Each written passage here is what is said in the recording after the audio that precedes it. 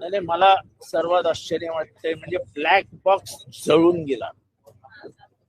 Black box ज्या जागेवर असतो तो विमानाचा जो भाग आहे तो जशाच्या तसा होता. दुसरी गोष्ट, ब्लॅक बॉक्स ज्या मटेरियलचा बनवलेला आहे ते मटेरियल आहे टायटॅनियम. म्हणजे 11,000 सेल्सिअसच्या आगीच्या म्हणजे 10 मध्ये सुद्धा त्या ब्लॅक बॉक्सला काही होऊ शकत नाही अशी परिस्थिती असताना सरळ सांगितलं जातं ब्लॅक बॉक्स जळून गेला. म्हणजे माझ्यासारख्या चौकस मनाच्या माणसाला तर शंका येईलच, ब्लॅक बॉक्स कसा जळून जाऊ.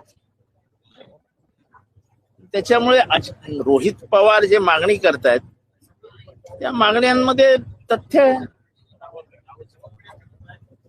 कंपनी कोणाची आहेत, कंपनीत पैसे कोणाचे लावलेत, त्या विमान किती तास उडलं होतं, त्याला एवढे तास उडण्याची परवानगी होती का नव्हती, डीजीसीए काही कव्हर करायला बघताय का, डीजीसीए चे अधिकारी कोणाच्या दबावाखाली आहेत, ही कंपनी कुठल्या पक्षाच्या आधिपत्याखाली चालते, हे सगळे प्रश्न आले ना आता समोर.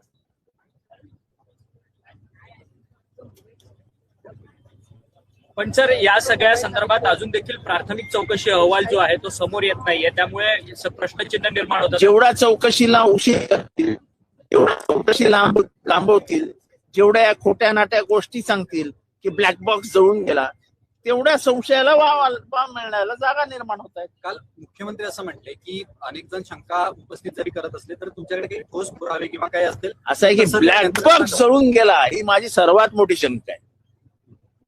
जगातल्या कुठल्याही ऍक्सिडेंट मध्ये ब्लॅक बॉक्स जळून गेला असं कधीही सांगितलं गेलेलं नाही.